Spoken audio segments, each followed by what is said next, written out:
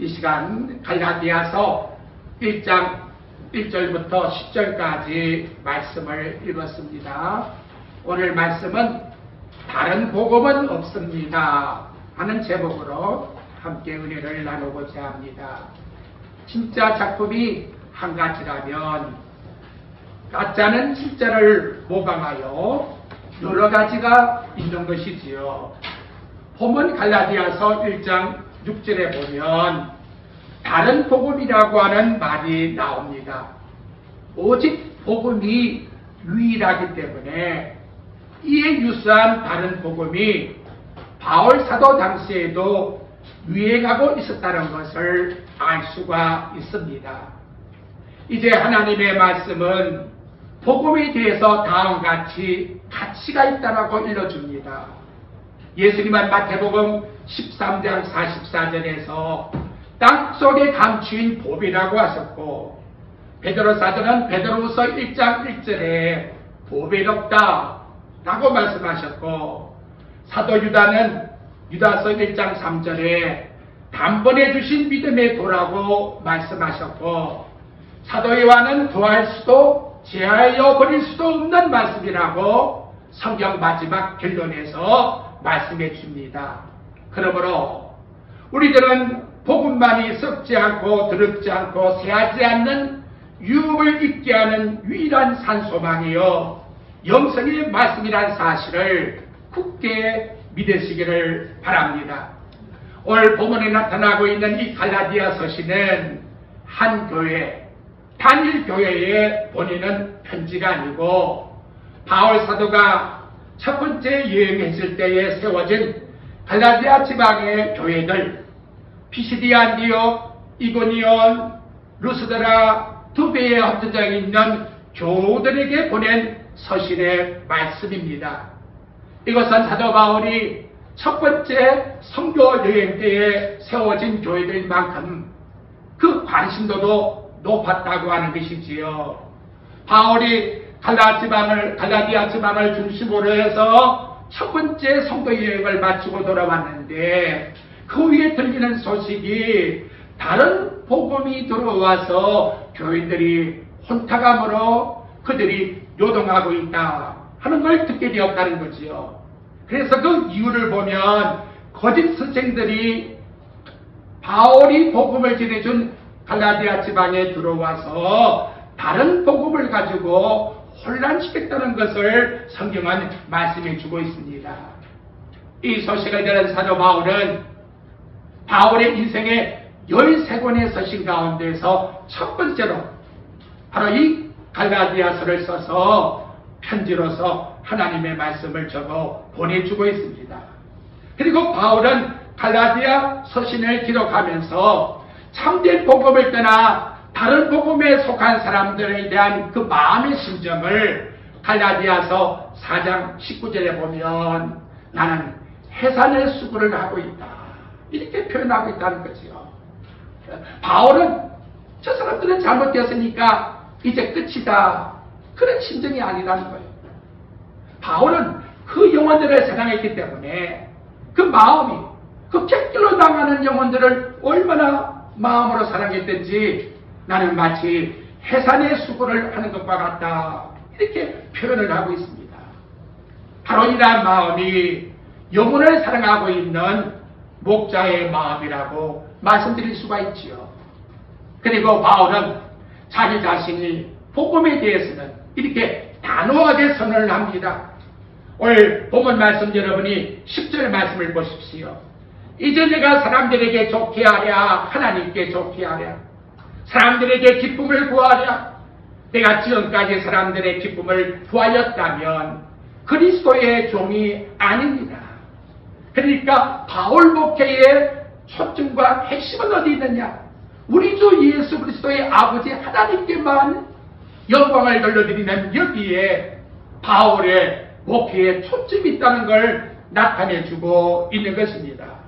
만일 바울이 사람을 좋게 하는 인간적 중심의 목회를 했다 같으면 오직 하나님만 기쁘시게 드리겠다고 하는 삶을 외칠 수가 없었을 것이에요. 그러니까 오늘 본문 말씀을 통해서 오직 하나님께만 영광을 돌리는 복음이 뭐냐? 그것을 갈라디아 교인들에게 써서 보낸 것이 우리가 지금 읽고 있는 갈라디아서 말씀이다 하는 것으로 우리의 마음속에 기억하시면서 이제 본론적 말씀을 여러분들에게 드리고자 합니다. 첫째 내용이 뭐냐? 바울이 받은 직분은 하나님께 받았다는 것을 나타내 주고 있습니다. 여러분 1장 1절 말씀의 내용을 보십시오. 사람에게서 난 것도 아니요 사람으로 말미암은 것도 아니요 오직 예수 그리스도와 및 그를 죽은 자 가운데서 살리신 하나님 아버지로 말미암아 사도 된 바울은 이렇게 말씀을 합니다. 그러니까 바울은 인사 말도 하지 않고 첫 번째 하는 말씀은 뭐냐? 나는 하나님께 사도직을 받았다라고 하는 그 본의를 본문 속에서 나타내주고 있다는 것이지요. 이게 왜 중요하냐? 바로 이 문제가 참복음과 가짜를 구분할 수 있는 잣대가 된다는 거예요. 그래서 바울 사도는 하나님께서 자신에게 사도라는 직분을 분명히 주셨기 때문에 자신은 예수 그리스도께서 주시는 계시를 받아서 교회들에게 하나님 말씀을 전하여 주는 본인을 가지고 있다는 것을 분명하게 일러주고자 첫째 1절 말씀에서 이 말씀을 사용하고 있습니다. 그러므로 진짜와 가짜의 차이점의 첫 번째 잣대는 뭘까요? 예수 그리스도께서 전해주는 복음을 전하는 거냐? 아니면 인간이 지어낸 말을 가지고 전하는 것이냐? 이걸 구분하면 참과 거짓은 나타나게 된다는 것입니다. 바울은 여러분 오직이라는 단어를 두 번 사용하면서 중요성을 나타내는데요. 첫째 오직이 뭐냐? 1장 1절에 보게 되면 하나님과 예수 그리스도께서 나에게 직분을 주었다고 하는 사도의 직분, 사람들에게서 난 것도 아니요 사람으로 말미암은 것도 아니요 그 다음 오직 예수 그리스도와 그를 죽은 자 가운데서 살리신 하나님 아버지로 말미암아 사도된 바울. 그러니까 이 사도의 직책을 하나님 아버지와 주 예수 그리스도께로부터 나는 받았다 하는 사도에 대한 권위를 첫 절에서 나타내고 있습니다. 다음 두 번째 말씀의 내용은 그 사도로서의 예수님께 받은 게 뭐냐? 그걸 12절 말씀에서 나타냅니다. 여러분 12절 보십시오. 이는 내가 사람에게서 받은 것도 아니요 배운 것도 아니요 또 나왔지요? 오직 예수 그리스도의 계시로 말미암은 것이다. 그러니까 하나님의 말씀이 되고 진짜 복음이 되려면 누구의 계시? 예수 그리스도의 계시가 되어야 그것이 진짜 진리가 된다는 거예요. 어떤 인간이 전해도 그건 진짜가 될 수가 없어요. 진짜 계시라는 것은 오늘 본문에 나오고 있는 12절 말씀처럼 오직 예수 그리스도께서 주신 말씀만이 되어야 진짜 계시가 된다는 것을 오늘 본문 말씀 속에서 우리에게 나타내주고 있다는 거예요. 근데 이 거짓 선생들이 와서 뭐라고 하느냐? 바울이 진짜 사도가 아니라는 거예요. 사도는 12명 뿐인데 그 사람이 어디서 생겨나서 사도가 되었나 이거지요. 이렇게 해서 사람들을 미혹시키게 만들어 자신들이 말하고 있는 이것이 진리인 것처럼 다른 복음의 미혹의 씨앗을 갈라디아 지방 속에다가 뿌렸다는 거예요. 그래서 이제 이걸 가르쳐주기 위해서 우리 읽지를 않았습니다마는 여러분 13절 말씀부터 17절 말씀으로 쭉 읽어 내려가게 되면 바울이 어떻게 사도가 되었는가를 차근차근 설명을 해주고 있습니다. 여기 본문 말씀의 내용에 여러분 12절을 보아도 이는 내가 사람에게 받은 것도 아니요 배운 것도 아니요 오직 예수 그리스도의 계시로 말미암은 것이다. 내가 이전에 유대에 있을 때에 행한 일을 너희가 들었거니와 하나님 교회를 심히 박해하며 멸하고 내가 내 동족 중 여러 영갑자보다 유대인들을 지나치게 믿어서 열심을 가지고 기독교인들을 핍박하는 거 너희들이 다 알고 있지 않느냐. 근데 나는 다메섹 도상에서 예수 그리스도를 만나서 하나님께서 주시는 사도의 직분을 가지게 되었고, 그래서 나는 예루살렘에 먼저 올라가서 사도를 만난 것이 아니라 17절 말씀에 보면 아라비아에 갔다가 13년 후에 예루살렘에 올라갔지만 야고보 사도 외에는 만난 사람이 없었다. 이렇게 당신이 어떻게 사도가 되어 왔는지에 대한 동선을 자세히 설명을 해주고 있다는 겁니다. 여러분, 듣기에는 대수롭지 않게 들리지요. 근데 이게 왜 이렇게 참과 거짓을 구분하는 데 있어서 중요한가라는 거예요. 마치 바울에게 사도권이 있느냐 없느냐가 바울 시대의 이슈가 된 것처럼 오늘날 우리에게 있어서 누가 어떤 진리를 정하든지 저게 진짜 하나님의 계시냐 아니냐는 것은 그 사람이 사도이냐 아니냐 그걸 가지고 따지면 되는 거예요. 그걸 가지고. 그렇다면 여러분, 지금도 사도가 있느냐라는 거지요. 사도라는 것은 예수님의 12제자와 특별 사도인 사도 바울을 통해서 하나님의 이 진리의 말씀을 기록할 수 있는 권한을 주었다. 권한을. 그래서 신구약 66권이 완성되어 이루어진다면은 누구에게도 성경 말씀을 기록해서 주는 계시성은 없어졌다 이 말이에요. 그런데 지금에 와서 내가 또 새로운 계시를 받아가지고 말씀을 전한다 하면 그 사람은 사도예요. 그런데 하나님이 말씀을 전할 수 있는 사도의 권리를 주었습니까? 아니라는 거예요. 그걸 오늘 본문 말씀 속에서 오늘 우리에게 나타내고 있다는 거예요. 만약 내가 사도에게 계시를 받았다면 그 사람 적어도 이렇게 돼요. 12절 하반절에 보니까 오직 예수 그리스도의 계시로 예수님이 나에게 주어야 그것이 진짜 계시가 된다는 것을 우리에게 말씀으로 나타내 주고 있다는 거지요.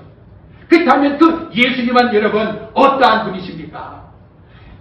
여러분 1절의 말씀의 중반절에 보십시오. 오직 예수 그리스도와 그를 죽은 자 가운데서 살리신 하나님 아버지로 말미암아 라고 이렇게 말씀을 하고 있습니다.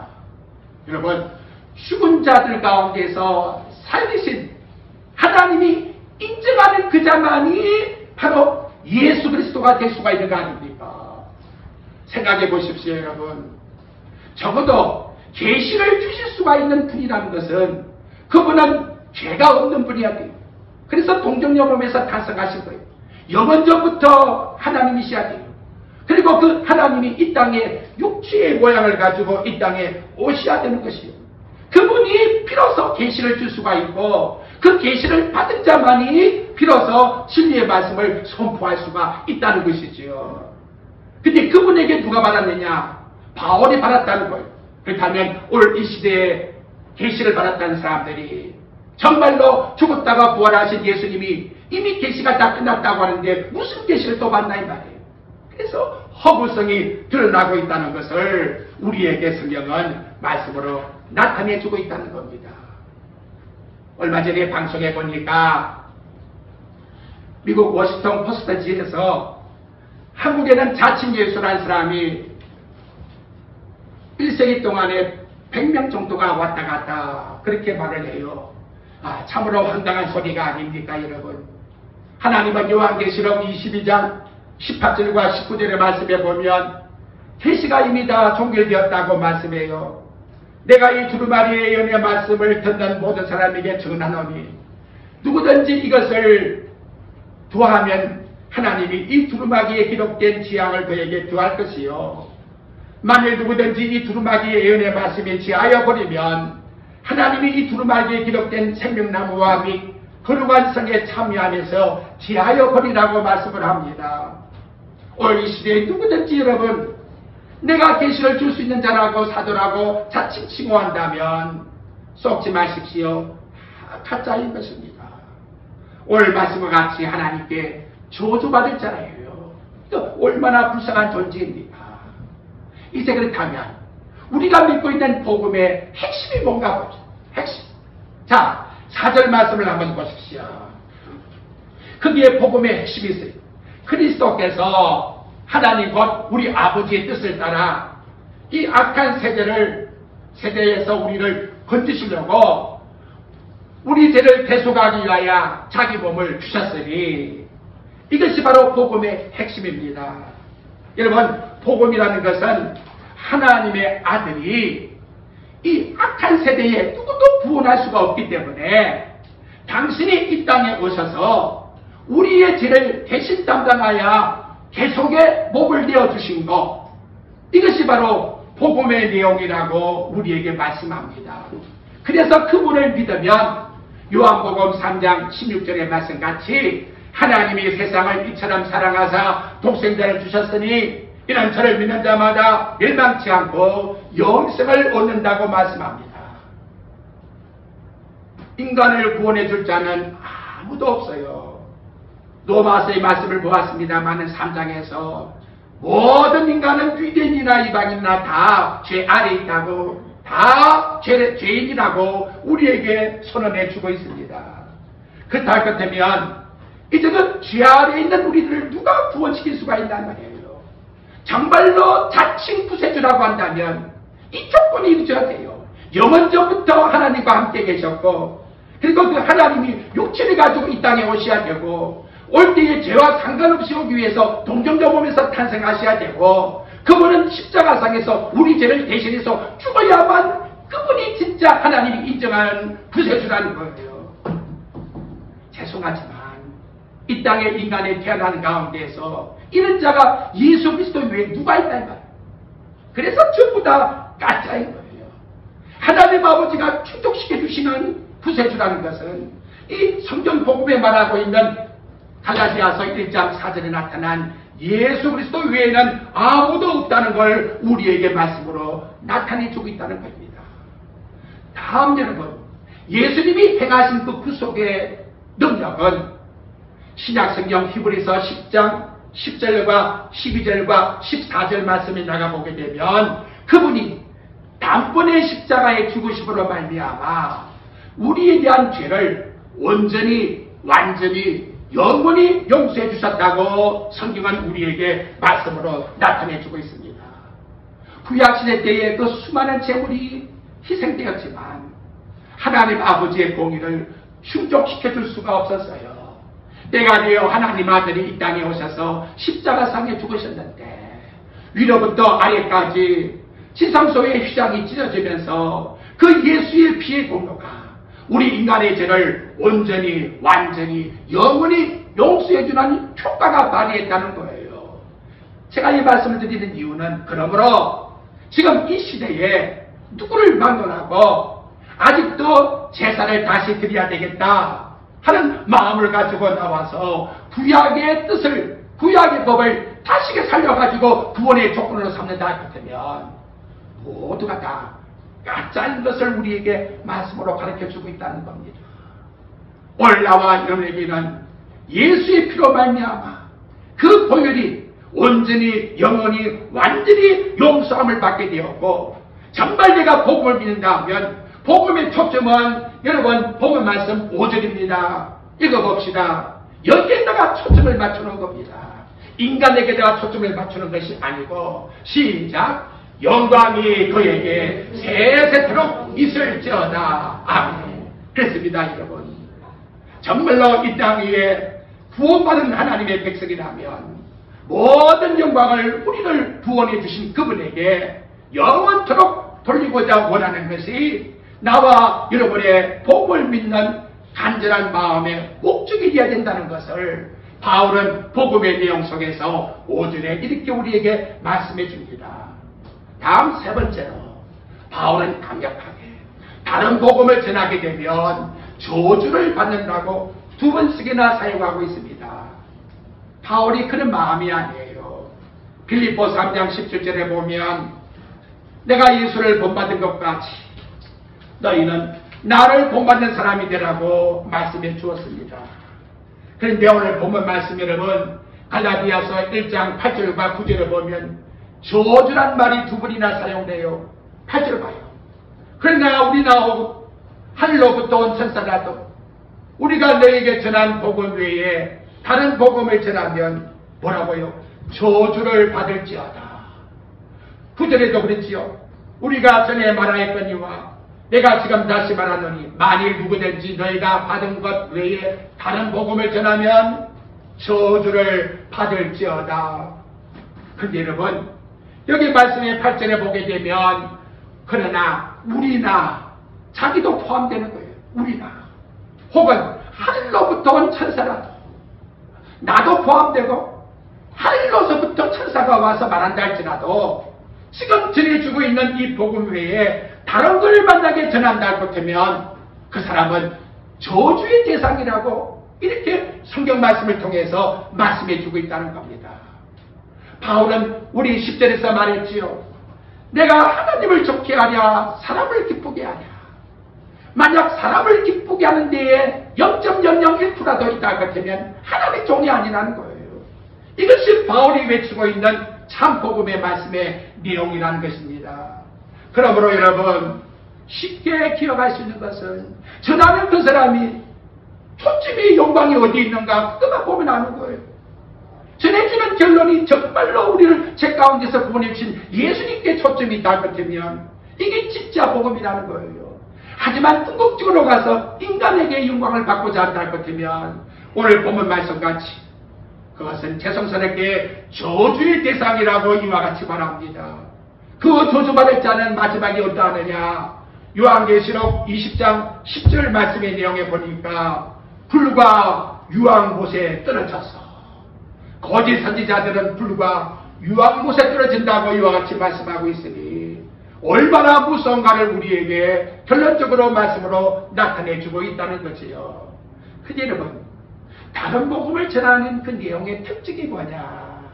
여러분 1장 7절 말씀을 한번 보십시오. 다른 복음은 없나니 다만 어떤 사람들이 너희를 그게 뭐래요? 교란하여. 이렇게 교란이라는 말은 요란하여 하는 뜻인데 진리에서 떨어지게끔 흔들어서 선동했다. 순한 방법을 가리지 않고 진리를 지키고 있는 그 진리의 순수한 마음에서 떨어지게끔 순한 방법을 가리지 않고 요동시켰다. 근데 이 교란이라고 하는 단어는 전에부터 시작해서 지금도 끝나지 않고 계속되고 있다 하는 위알로 동사를 쓰고 있다는 거예요. 아직 끝나지 않고 지금도 계속되고 있다. 그것이 여러분 21세기에 살고 있는 지금도 이런 시대에 요란시키고 있다는 거예요. 왜 그럴까요? 마태복음 24장 11절에 보니까 이게 말씀의 징조랍니다. 예수님의 말씀의 징조 가운데서 하신 말씀이 거짓 선지자들이 많이 일어나 많은 사람을 미혹하되, 무섭습니다 여러분. 많이 일어나게 되고 또 많은 사람이 미혹을 받는다고 말씀하고 있습니다. 여기에 빠지지 않고 참으로 주신 이 진리의 말씀 속에 이제 내가 구하여 신앙생활하고 있다는 이 자체가 얼마나 축복인가를 이 시간에 우리 마음속에 감사하시기를 바랍니다. 네 번째 드리고 싶은 것은 이 복음이라면 한번 따라해 볼까요? 차별이 없습니다. 차별성이 없다는 거예요. 복음에는 여러분 계급이 없다는 거예요. 이제 갈라디아서에 있는 말씀 3장을 보십시오. 28절과 29절 말씀의 내용입니다. 우리 같이 한번 읽어봅시다. 306페이지 시작. 너희는 유대인이나 헬라인이나 종이나 자유자나 남자나 여자나 다 그리스도 예수 안에서 하나이니라. 너희가 그리스도의 것이면 곧 아브라함의 자손이요 약속대로 유업을 이은 자니라. 아멘. 로마서 3장 22절에도 예수 그리스도를 믿음으로 말미암아 믿는 모든 자에게 비치는 하나님의 은은 차별이 없다라고 말씀을 합니다. 골로새 3장 11절에도 헬라인이나 유대인이나 헬라파나 무할레파나 야만인이나 수구디안이나 종이나 자율이나 차별이 있을 수 없나니 오직 그리스도는 만유의 주시요 만유 안에 계시느니라. 사람은 인종이 다르고 신분이 다르고 지위가 다르고 나이가 다르기 때문에 하나라고 하는 통일성이 불가능해요. 그런데 복음 속에서는 이 모든 장벽이 다 무너졌다는 거예요. 세상의 사람들은 상대 가치를 가지고 자랑하지요. 얼마나 가지고 있느냐, 얼마나 높으냐, 얼마나 누리고 있느냐. 그런데 복음이라는 것은 절대 가치예요. 오직 예수 그리스도께만, 그리고 우리는 다 같이 한 지체라는 거예요. 한 지체.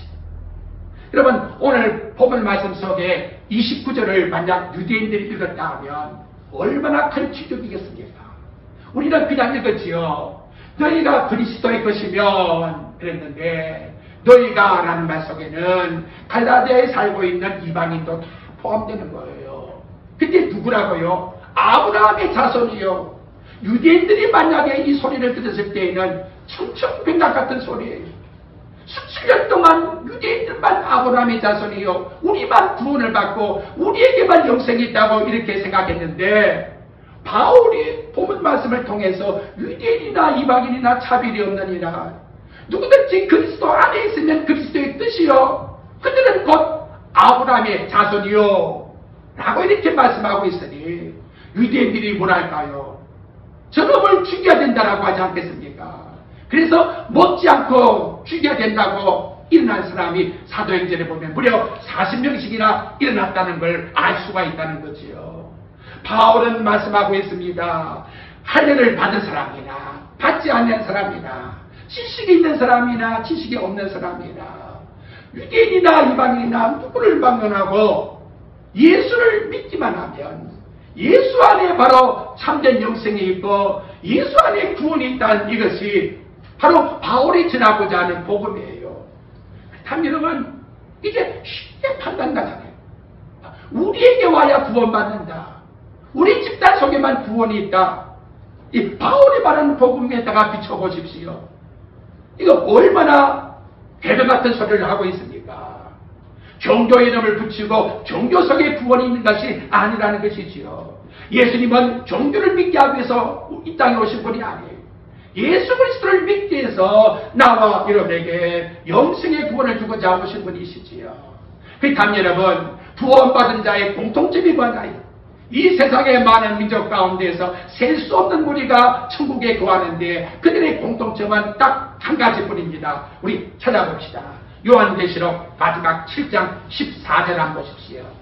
이것 외에는 없어요. 하늘나라에 간 모든 성도들의 공통점은 요한계시록 7장 14절 406페이지입니다.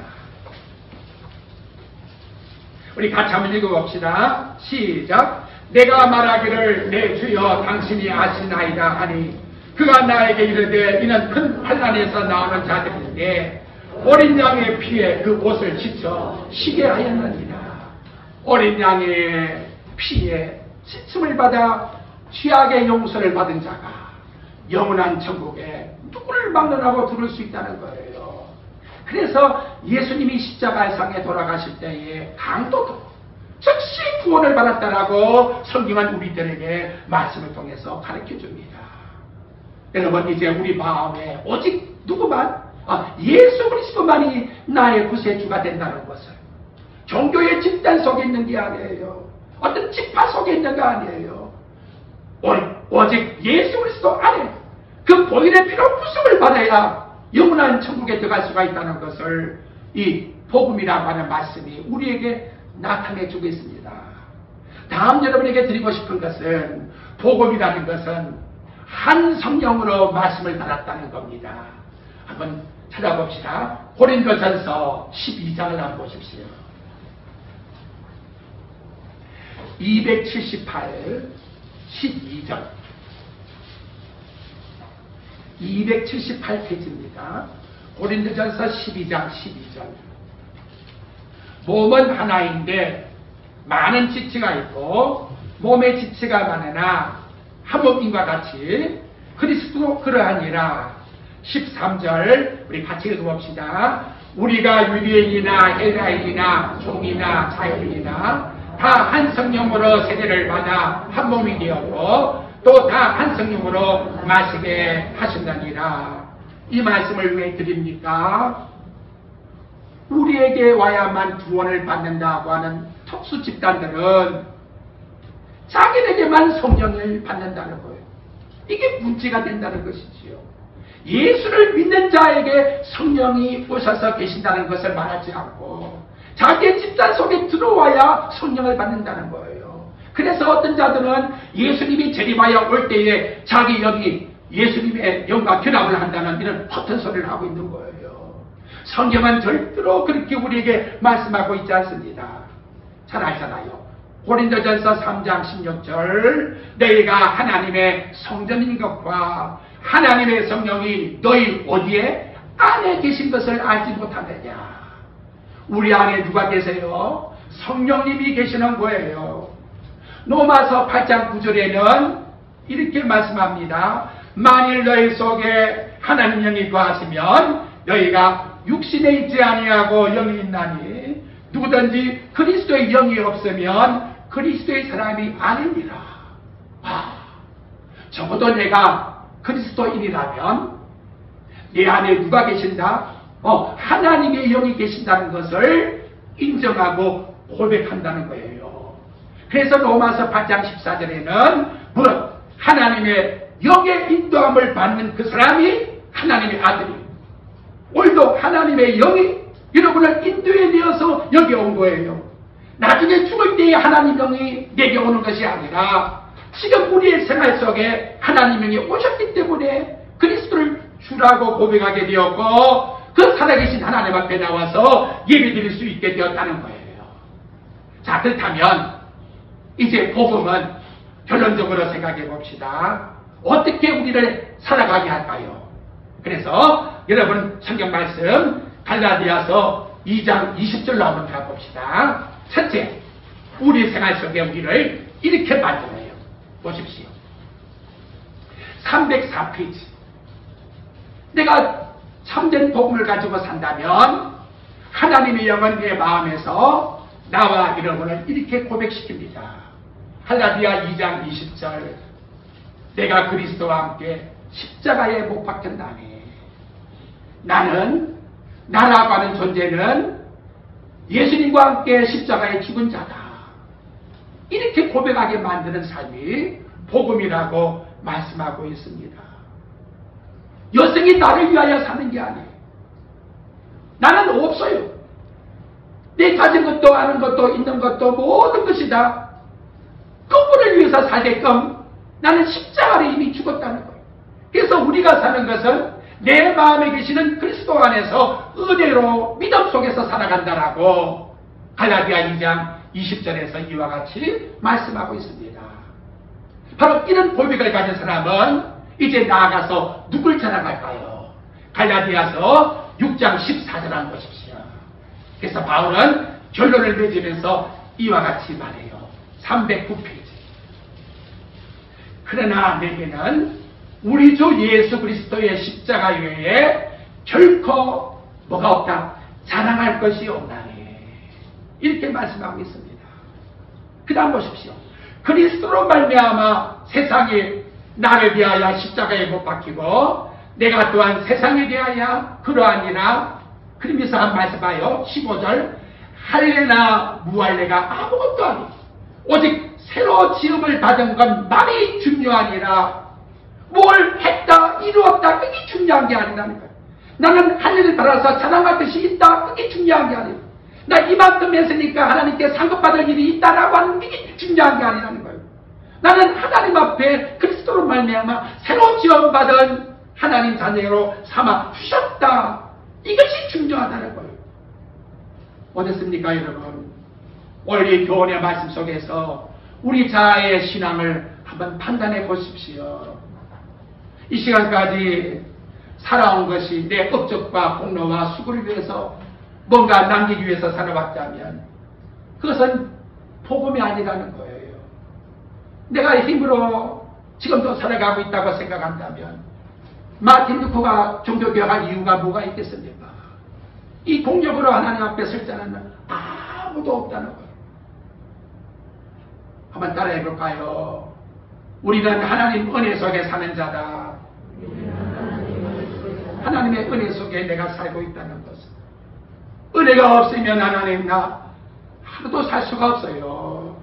이런 마음을 우리 마음에 가진다면 무엇이 없을지라도 나는 하나님 앞에 나와 감사할 수 있습니다. 뭐 때문에 원망하고 불평하지 마세요. 이것 때문에 예수 믿는 삶이 사는 게 아니라는 거예요. 나를 이렇게 가운데서 구원해 주신 그리스도, 그 영광의 하나님을 바라보고 이 땅에서 오직 십자가만 자랑하며 살아가는 것. 내가 살아두거나 나는 나의 것이 아니요 주님의 것이. 십자가만을 자랑하겠습니다 라고 고백드리는 삶이에요. 진실로 복음 속에서 나오는 참 삶이라는 것을 우리들에게 말씀을 통해서 가르쳐주고 있습니다.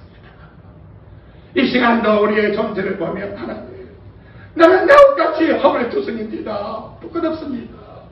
하지만 하나님이 나를 예수 그리스도의 것으로 삼아주셨으니, 하나님의 자녀로 삼아주셨으니, 이제는 나를 위하여 선한 삶이 아닙니다. 내가 나온다면 십자가에 죽여주시옵소서. 그리고 내 속에 계시는 그리스도만을 자랑할 수 있게 해주시옵소서. 내가 하나님의 백성이 된 것은 내가 똑똑하고 선한 자가 아니라 하나님의 아들의 죽으심과 부활하심을 통하여 하나님의 선택적 은혜의 사랑 속에서 하나님의 백성이 되어가고, 이렇게 하나님 앞에 나와 감사할 수 있는, 나가 삶을 증거할 수 있는 이것이 바로 복음이라고 성경은 우리에게 말씀을 통해서 가르쳐주고 있습니다. 이제 우리 붙잡을 것이 뭘까요? 복음을 든든히 붙잡읍시다. 우리 신앙을 견고하게 세웁니다. 복음이 우리 속에 잡아주시어 천국이 보이는 거예요. 하늘나라에 소망을 두고 살아가는 것입니다. 앞에 있는 어떤 두려움이 있다 할지라도 복음은 죽음의 권세를 이기는 거예요. 그 능력으로 당당하게 세상을 승리하며 살아가는 것입니다. 그래서 모든 일마다 하는 것마다 우리 주님을 앞세우고 예수 그리스도의 이름의 권세를 가지고 당당하게 이 땅 위에서 믿음으로 승리하는 나와 여러분의 삶이 되시기를 주님의 이름으로 축복드립니다.